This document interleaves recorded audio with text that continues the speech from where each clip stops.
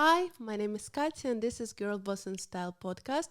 And today is the Girl Boss in Style interview episode. Like I said many times, my idea behind this interview is to interview women about their jobs and careers so they can share their stories and background and maybe inspire you or help you to start your own thing.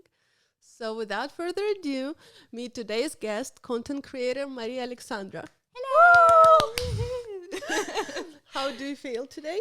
I'm feeling very good. I'm very excited. This is my first time on a podcast, so yeah, I'm really excited. I'm a bit nervous, but It's fine, like me too. always. Well, I always ask guests what are you wearing, but since we're going to talk about makeup today a lot, can you say about your makeup? I love the lip gloss you're Oh, wearing. thank you. Well, I was just going to say when you said, what are You you can- wearing? you Well, can black as usual. But yeah, today it was very early morning, so I'm not good with early mornings. So this is like my very quick makeup that I do when I'm in a hurry. Wow. So I would love to have Oh. this quick makeup this good. Thank you. Well, as a lip gloss, I have the Lifter Gloss from Maybelline, and it's one of my favorites. I need to get, everyone is saying that it's like a must have and like it's so good. Yeah. I need to try it on. And they have a new one that just came out. It's like this plumping version. I haven't tried that one yet, but I really want to try it out. It's like trending on TikTok, so. So many things trending, like I hate it, like, and I always believe it. I would read the comments and it would be like, oh my God, I love it so much. And I would go without double thinking and like buy it. And do I always end up using it? Yeah. Oh, well, especially with normal and stuff like that.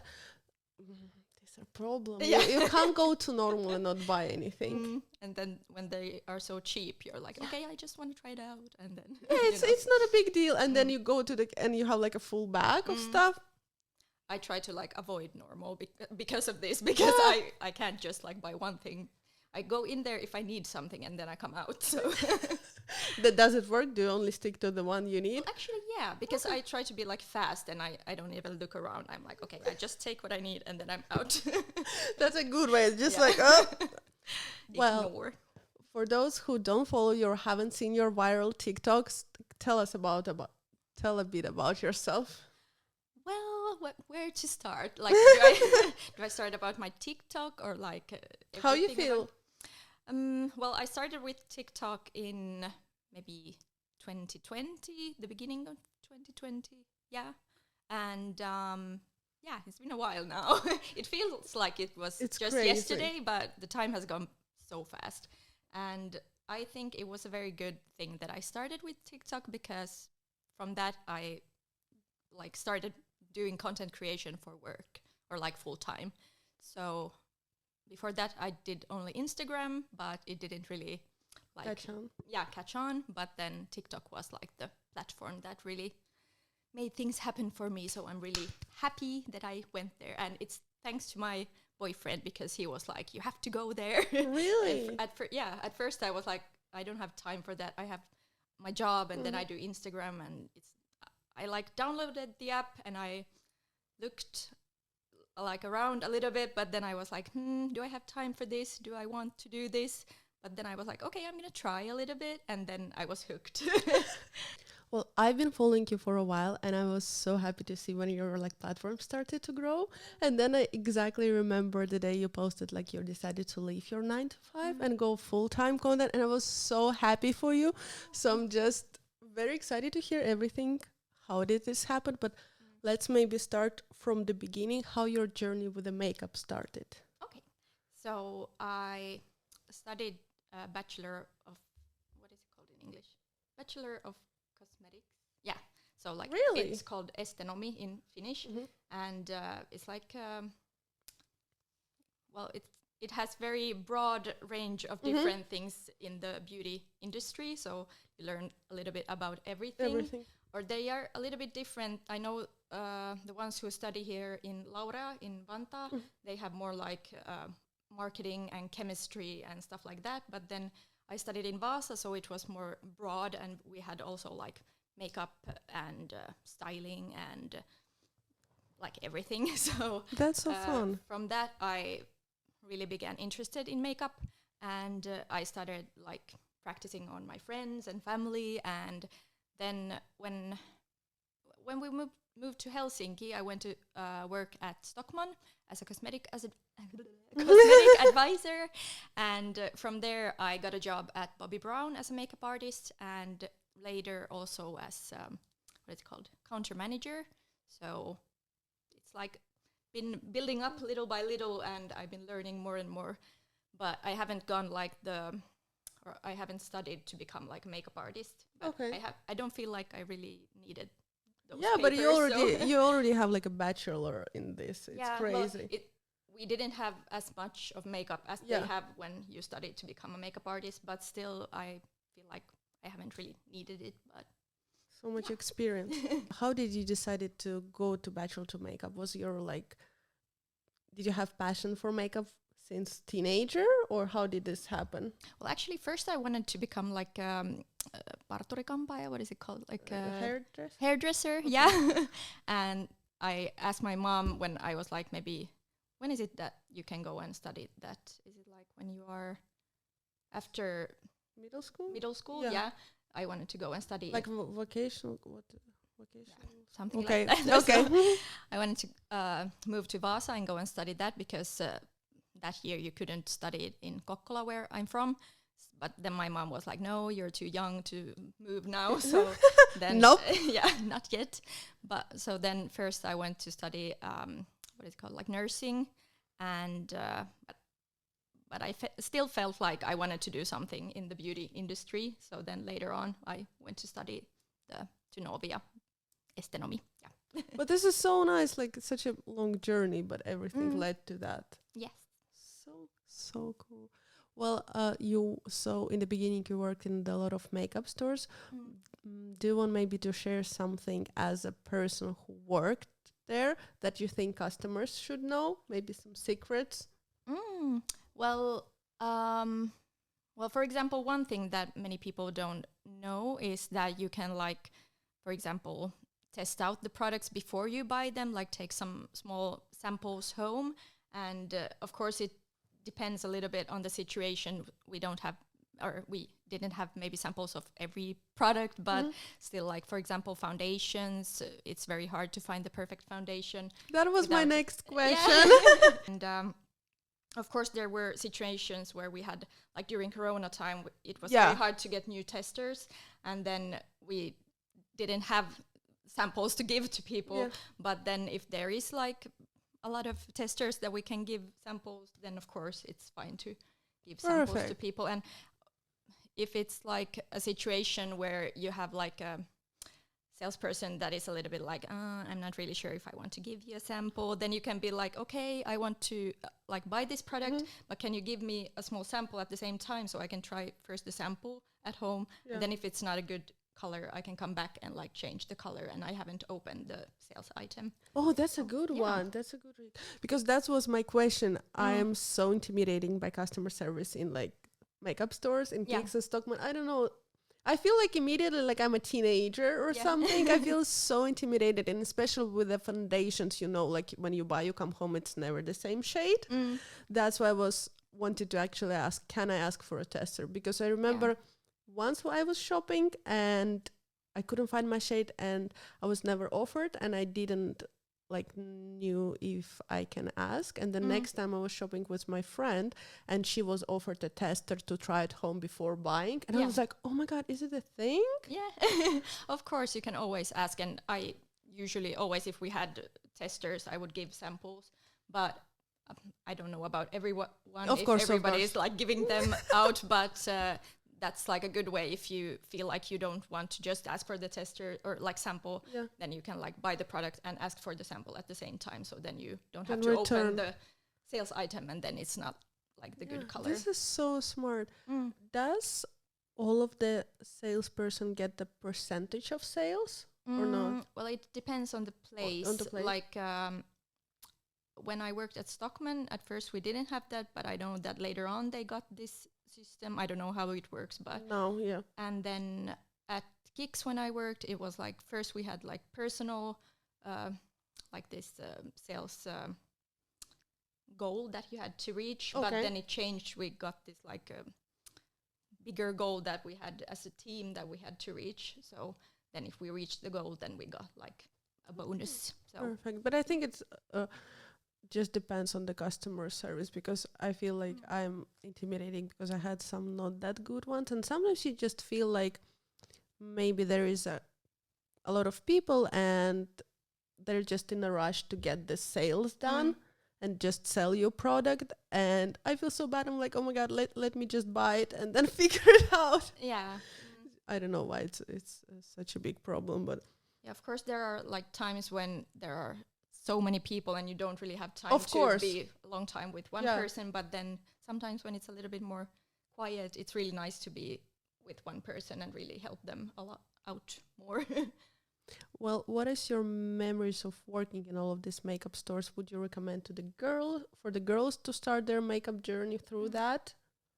Well, it depends what you Mhm. want. Like if you really like customer service and you love makeup, and so of course it's a very good place to start. And but you have to really love that job to do it, because it can be quite challenging at times. And it doesn't really, it's not like a job where you get paid really well. So it's like you really have to love the job. But for me, it wasn't like about money or anything. I really liked to work with like selling cosmetics. So it was really nice. Did you learn a lot there? Yeah, I learned a lot. So What was your it was a lot different from like I had worked in retail before in like selling clothes at H&M and Veromoda and Jack and Jones and different places, but this was totally different, and you have to know so much more about products, and so it's a little bit different. And also you get to do makeup, so That's fun. What was your favorite and like the most challenging parts about this job? Challenging parts. Well, Well, if you didn't have this, it's okay. Maybe just enjoy the well, job. maybe it's like when sometimes you get like difficult customers, so that's maybe It's okay. We the can most be challenging. honest. Yeah. So there are those days as well, but most of the customers are really nice, so it's not often that you get those difficult people. And you started your TikTok while working right there. Yes. And when did you start feeling that you're making it in TikTok? Did you have this moment like, oh, this could be a thing? Yeah, it was maybe, I'm not really sure, but maybe 1 year after starting, I started getting like emails if I want to do partnerships. And so that was like the moment that I knew that There's I was something. starting making a little bit more money than I had on Instagram. So Okay. So it took like a year to grow. yeah, or well, I wasn't that big after a year, but still like it's been Something a started constant happening. growth, like little by little. That's so nice. Can you recommend something for the people who trying to grow the account? Like I'm trying to grow my account, and it's like so difficult in a way that sometimes you feel discouraged when you like post, and there's like nothing happening. Yeah, well, it's like a little bit like what do you want to do on TikTok? Because there's like different different groups that you can Niches. And yeah. stuff, yeah. Like if you want to do makeup, you can of course either do without any sound and like any talk and just like have some music in the background, but then it's harder to maybe connect so much with the audience. And then of course you can do talking videos, but if you want to do talking videos, it's harder to do them in English if you live in Finland. So that's why I changed to Finnish content from English.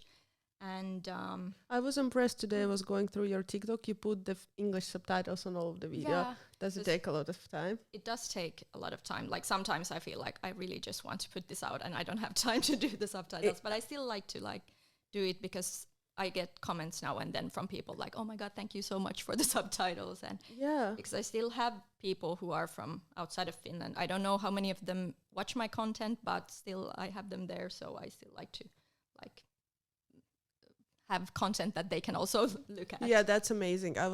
But I was also impressed by when I realized it will probably takes you a while. Yeah, to it's like put it. maybe if I have a 1 minute video, it can take me 1 hour to do the subtitles, or it like depends on the content. If it's like just to get ready with me, like nothing really complicated, then it takes faster. But if it's like Makeup. like for example, if I do about water-based foundations, then there can be more information, and it's like harder words to like, you know, Translate, and of course, yeah. when you decided to quit that 9 to 5 and focus all time on content creation? When? Yeah. It was last year in April. I like stopped working at Kicks, but I actually started thinking about it maybe like 6 months before that. So I started making some calculations and seeing like, okay, can I really make enough money with this that I can leave my job? And I always had like a clear view that I don't want to stop working until I have like enough income coming. So, but of course I know people who have left their 9 to 5 and everything's gone really well, even though they wouldn't have had so much money coming in at that time from their social media. But they took the risk. Yeah, they took the risk. They had more time to create content, and maybe they got like a manager or someone who sold their expertise and like And got partnerships for them. And but you basically now answered all of my next questions because I wanted to ask like how long before that you started to think about it, because I also was thinking like, did you then make calculations? But you already answered everything. okay. But you basically did a calculation to see if you can. Yeah, I looked at like 2023 and how many partnerships I had for that year, and I was like, okay, this is enough money that I'm gonna get by. But of course I got more partnerships throughout the year, so already in the beginning of the year I knew that, okay, this is gonna be a good year, so I can now like let go. Was it nervous when you like quit that job, like this first few weeks? Was it nervous, or were you feeling like I did the best decision? Well, actually I wasn't that nervous, because I felt like, well, a little bit of course, but it felt like, okay, this is the right time now. And at first, in the beginning of the year, I was already thinking about it, and I was like, okay, I could like end it here, but then I really liked to work at Kicks, and I had really nice colleagues there, and so then I was like, maybe I'm just gonna have a few hours a week that I do over there, so I still have like work colleagues, and I don't have to work at home alone all the time. But then there became some changes and people left from Kicks, and then I was like, okay, maybe this is a good time now to leave as well, so that I don't have to get to know new people again. So that's a good timing. Yeah. And when you started, full-time content creator, are you also still only relying on the partnerships that coming in, or do you also do the outreach yourself? Well, I haven't really done outreach at all. I feel like maybe I would have grown faster if I did do that, but I haven't really done that. Everything is coming my way. So yeah. Not just like it means also that your work you're doing is very good, because I feel like the girls too many times say lucky, but if you're doing a good work and people see that and they all come in, good for you. But I feel like maybe it's more like I'm such a shy person that I don't know how to outreach. Hello. So yeah, it's like I have maybe contacted a few companies a few times, and not even for paid like collaborations, only for like products that I wanted to try out, and I didn't get any answers. So then I was like, okay, I'm not gonna send anything anymore. So yeah, if I wanted to do outreach, I feel like I would probably take a company to do it for me, that I don't have to do it myself. So. Shy. Yeah. How your day looks now as a full-time content creator? Work day.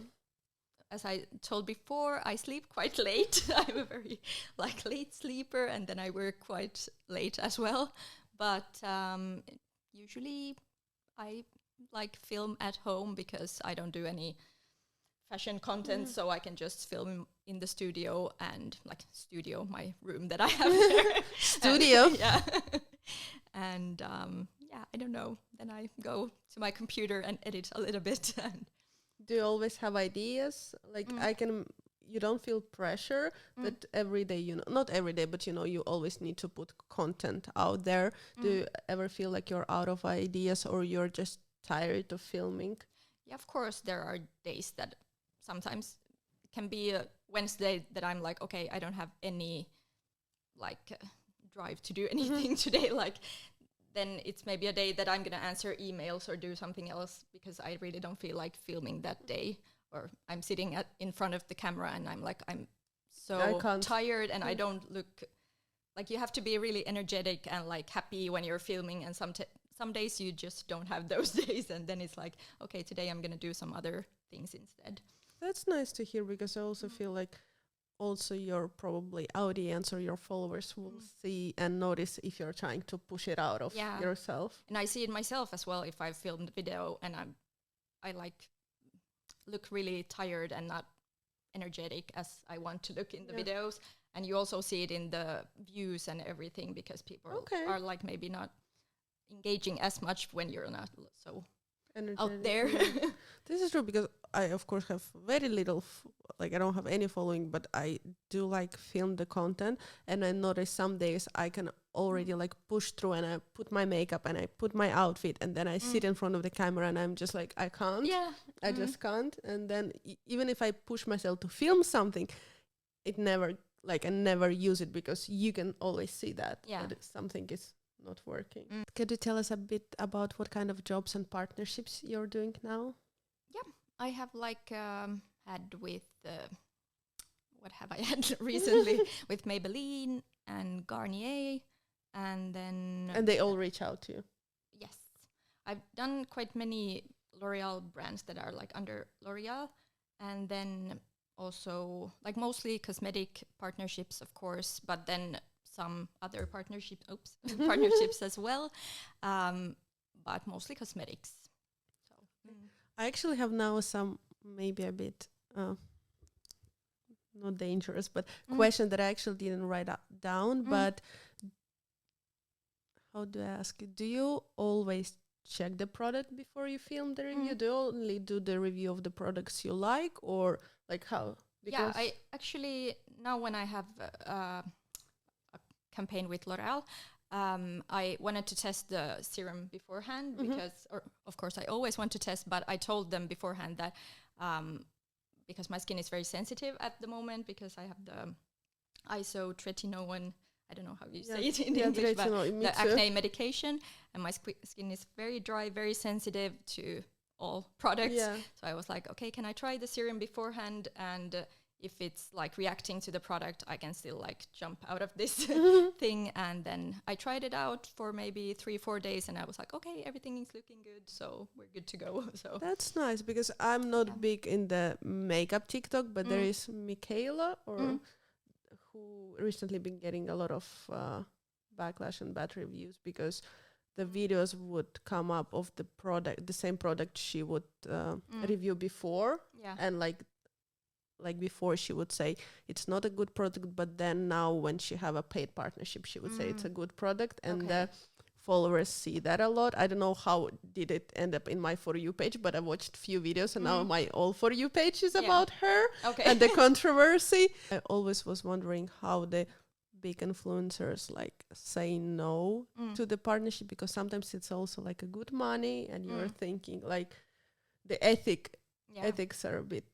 Like I wanted to say about the Michaela situation, like for example, this isn't like any campaign that I've had, but there have been products that I've been like, first when I try them, I don't like this at all. Yeah, that's true. And then I've changed my mind after that when I've been using it. So it can be that Michaela had this kind of situations, not sure, or then it could be because it's a paid partnership. But that's for sure. Also was thinking like there is product that I find out that I bought, tried, didn't like it, and then like few months you find it in the bottom of your makeup bag, and you're like, oh wait, actually this is why haven't I been using that one. Again, I only had like maybe one video that went viral, and in the beginning it's all nice comments, but then it gets so mean.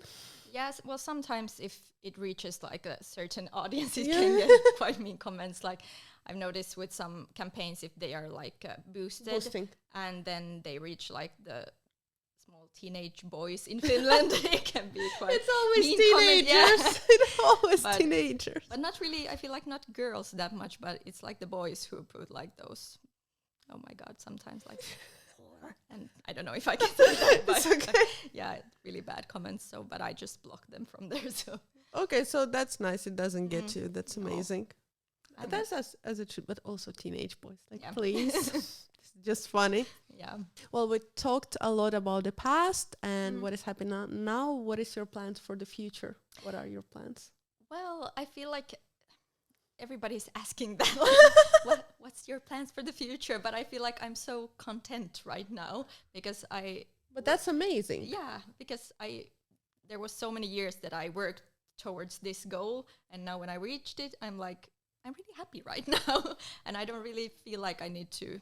Maybe at some point I will feel like, okay, now I have a new goal that I want to reach, but now everything is very good. But it's amazing because you did work for it for so many years. And Yeah. now you just have your routine and you're sticking to Yeah. it. And I think sometimes you don't even need to. And I think a lot of TikToks and whatever podcasts talked about this, that when we reach our goals nowadays, the world is so fast that we're not appreciative enough and we're fast to set another goal. Yeah. But it's good to be in this. Yes, I feel like now is the time to just relax a little bit and take a breath and see later on what I want to do in the future. Well, before we move to our last chapter, is there anything you maybe want to share about being in this makeup industry, content creator industry in Finland that you want to share?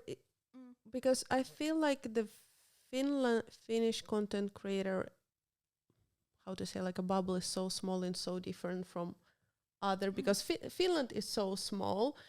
How is it to be a content creator in Finland?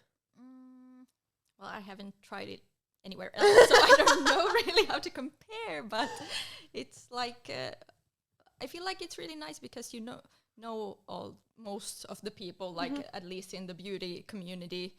It is quite small. Yeah, it's small and close, and you see each other often in different events, and it's really nice to have some people also that kind of are your what is the word? Colleagues, you could say, even though you're not working in office, like but still work friends. Yeah, so I really like it, and it's really nice when you have those events because you can see other people and not just work from home. So that's also very nice. Well, the last segment is always about the fashion, but since we have the makeup professional, I would say, I don't know, makeup, I want to ask all about the makeup. So first of all, what are your makeup go-to products if you lose your makeup bag and you need to go and buy few products, skincare, makeup? What are those products will be? Okay, well, at the moment I have a few skincare products that I can't really live without because my skin is so dry, so I have to have these. So first I would go and buy La Roche-Posay Cicaplast because it's the best for super dry skin. I love it, but because I also use the tretinool and my skin is very, very dry on its own, but with tretinool it's awful. And I do use Cicaplast, but I've noticed that sometimes my skin even too sensitive for it. Okay. So I switched to Veleda, because skin food or the skin food, because surprisingly my sensitive skin is good with it. It doesn't feel any. But I love Cicaplast, but I know some days it gives me tinkling. Oh, okay. Well, it's also very personal. Some people can be sensitive to something. But I love it. Yeah. It's so good as a product. When I don't have the sensitivity, I also rebought it few times. It's very good. But I haven't actually tried the skin food, but many people like it a lot also. Yeah. So I think I bought already on my 4th or 5th bottle because when I used retinol especially, it's perfect. Okay, I have to try You that. you should have tried out for sure. Yeah. And then what are the other ones? Well, some kind of lip balm. I use also the Cicaplast on my lips, and then I put a lip balm on top of it. I need to so try it's a very that good combo. Yes. And then for makeup, well, those change all the time. So at the moment, I really like the MAC Serum Foundation, so I would probably repurchase that one. And Lancome Serum Concealer, that one is also very nice. I've been using it for a long time now. And Huda Beauty, the Easy Bake Powder, very good. Really? I need to try that. But of course, none of these are like something that I have to have. Like I can Yeah. use other products, but they are very nice. You can live without it, but it's just the first. Yeah. Okay, what would you recommend to every girl have as a, like, if I can ask you to recommend one product in a makeup and one product in a skincare, what would be? Oh my god. It's hard. You can name few. Like, do you mean like a specific product, or do you mean like a Specific product. Okay, have to have. I would. Maybe some products you tried recently and you're like, oh my god, this is actually amazing. Yeah. You must be trying a lot of products, do I you? do try a lot of products, but well, I feel like, as I told Yeah, the Cicaplast one, it's like I Cicaplast. feel like everybody should try that one. It's so Okay. good.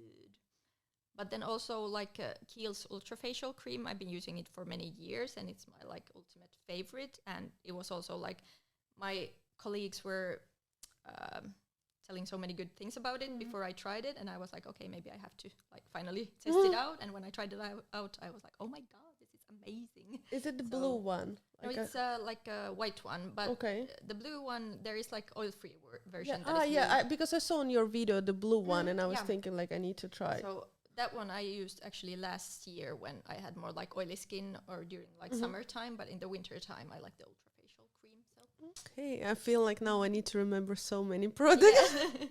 What do you think? Okay, sorry, these all questions are about the products, but have such a nice time to ask. So, what do you think is the most underrated product of maybe, I don't know, last year or this year? Or the products you think people should talk more? Because there's so many viral products, you can get lost in the... Oi. Oh my god, this is very hard question. I feel like I would have to go through my makeup stash and see like, okay, which are the products that aren't Okay, really talked we can about, but go the other way. What would be the most overrated? Hydro Grip Primer from Milk. I Really? hated that product, but it's like just my personal preference. but Milk, can you even get in Finland? no, Or you were it's ordering like here? from Sephora. I Okay. bought it from Sweden, I think, but it was so hyped, and I was like, okay, this has to be amazing, but I couldn't make it work. Like I tried it so many different ways, and it just peels off and looks horrible. So What about those like Milk? Did you try those like contouring and blushes? I haven't tried those ones, Okay. but they are also very popular. It's crazy that Finland doesn't have Sephora. Like I don't understand it. It's weird. Because there's so many brands that I would love to. Mm. Only when you're travel. But I saw the news that the Kiko is coming to the Stockman. Yeah, I I'm was so excited. happy. I'm so excited for this. I love so many things there. I think their lip balms are amazing, or just I'm not that good with the makeup, but I feel like they're like basic stuff. I always when I travel and I buy, I'm in love with like lip glosses, little tinted lip. Yeah, I tried like the first time now when we were to Tenerife. I bought like a big bag because they had this Black Week sale there. So It's dangerous. I tried so many products, and I was like, oh my god, these are so good. Really? So you also loved it. Oh, good to hear.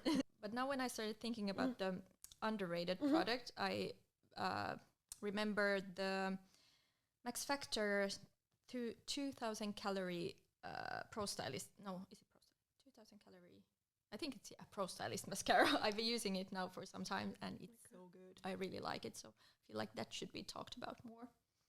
The mascaras are so difficult for me. Like there's so many of them. Yeah. Because I feel like okay, this is maybe not very good. Whatever, I'm not ashamed. I just bought the €3 mascara from Normal. I don't know, 2 days ago, because I tried their blue mascara and I became obsessed because it had the tube effect. Do you know, like these tube mascaras? I didn't know about. Of course, you know, but I didn't know about them. Because my problem is that my mascara is always under my eyes in the end of the day. Because I have allergy eyes and it just never, all the waterproof, like, never stays. Yeah. And I was surprised with this tube mascara. I need to get like more maybe branded one in this tube formula, because it just, in the end of the day, it wasn't under my eyes. And I was shocked. It's a bit harder to take off. Yes. It's like with warm water. You have Yeah. to take it off. But I actually do this combo where I put first waterproof mascara, then I put regular mascara, and then I put a tubing mascara on top of it. So it's kind of like locks it. Yeah, first the waterproof mascara like keeps the curl. Yeah, and that's then what I know. With the regular mascara, I get like the volume and everything else that I want. And then with the tubing mascara, I only put it on the like ends. To give like the. I need to try that. Yeah.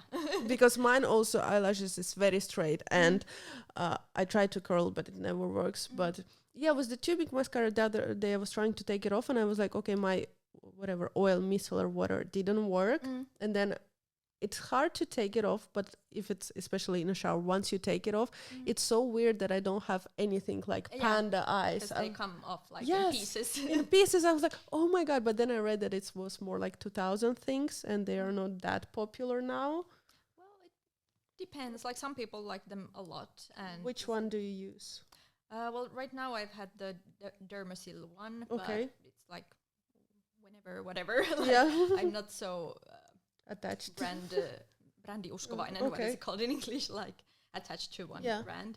So I feel like just as long as it keeps everything in place, it's okay. Okay, and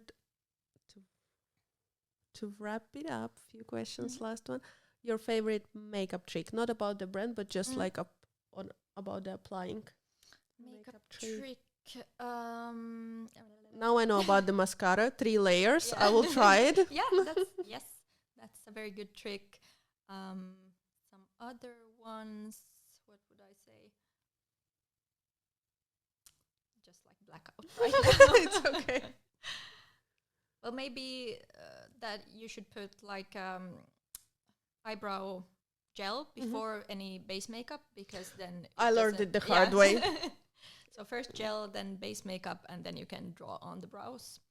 And then what else? Yeah, well, it's okay. That's now, for now. Now the question popped in my head. What do you think about this craziness of the preteen in Sephora's?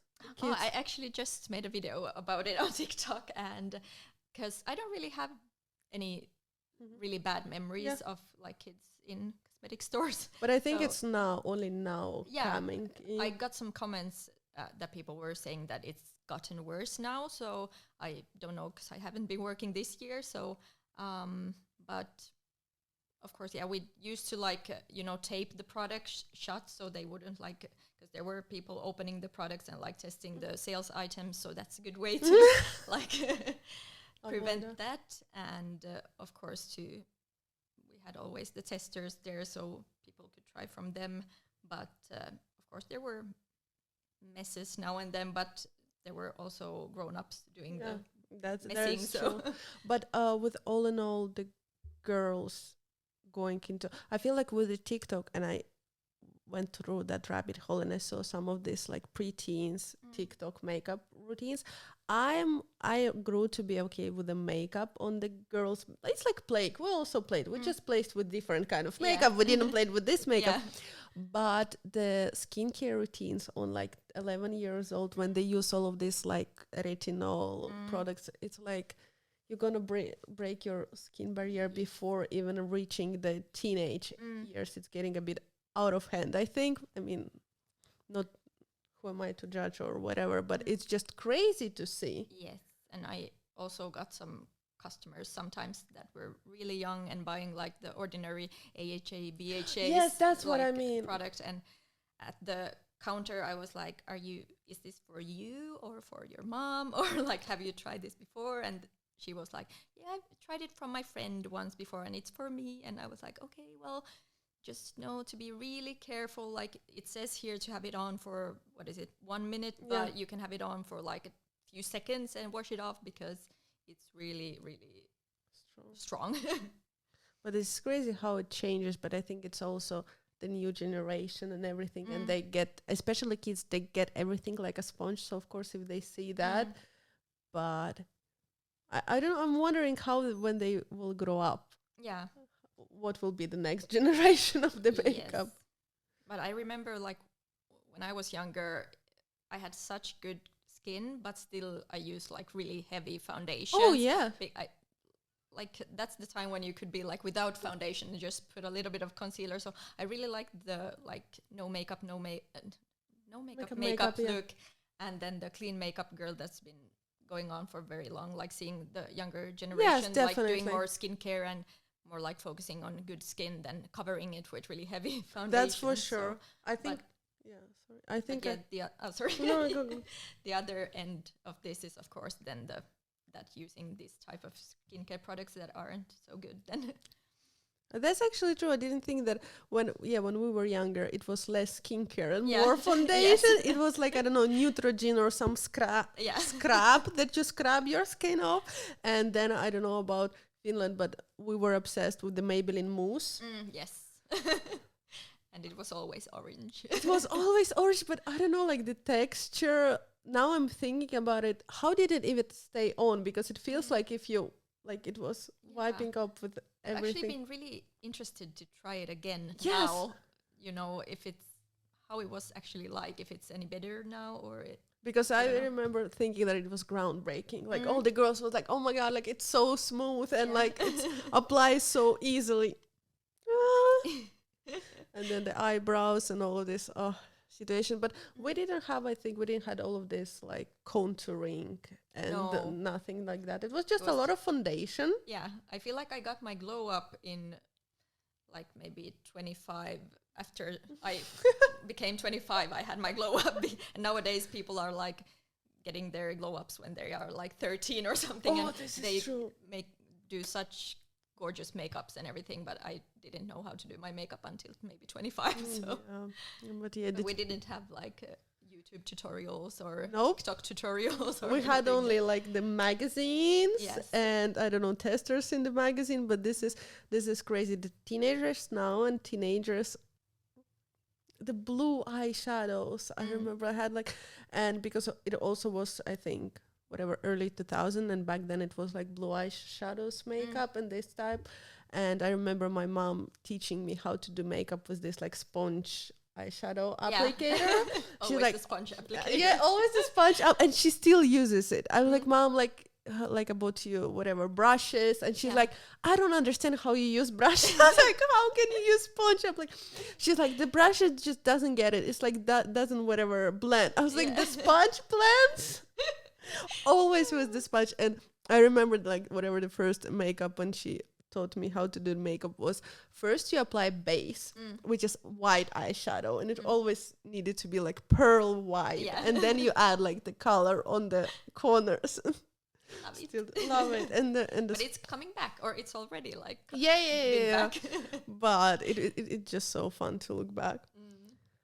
Actually, now when we're starting to use more of the like pearly eyeshadows, it's really easy to apply it just with like fingers or a sponge applicator. You don't have to be blending so much. So. Yeah, that's actually true, because I had like whatever birthday gift card, and I went to buy Redo brand, by Redo eyeshadows, and I wanted really like summery ones, and I started to applying it at the tester, and I was like, this is not very pigmented, it doesn't work or whatever. And customer service, she was so amazing. I love the Byredo customer service woman, and she was like, it's actually made to apply it by finger, so you really need to like smudge. And I was like, oh, this is for me, because I'm low maintenance when it comes to the makeup. I don't have many brushes. And I was like, she's like, yeah, it's actually made to smudge it and apply it and make it easy with finger. I was like, okay, this is going back to the beginning. Well, we're wrapping it up. And what would be your last maybe advice for the girls who are thinking to get into the makeup and thinking to like start posting tutorials, makeup tutorials, but they're a bit shy, or thinking like, what would my friends will think, what people will think? Well, you kind of just have to get over it. You have to like just post go it out there. Yeah, just post it. I feel like it was very easy to do it when I went on TikTok so early, when there wasn't any of my friends or any of my acquaintances, so I could just like post whatever I wanted and nobody knew me. So that way it was very good. But of course now, if you have like a lot of friends and family, it can be a little bit harder. But it's just like, just go for it. Don't think about it too much. But I understand if you're really young, it can be hard because you can be bullied if you do stuff like this.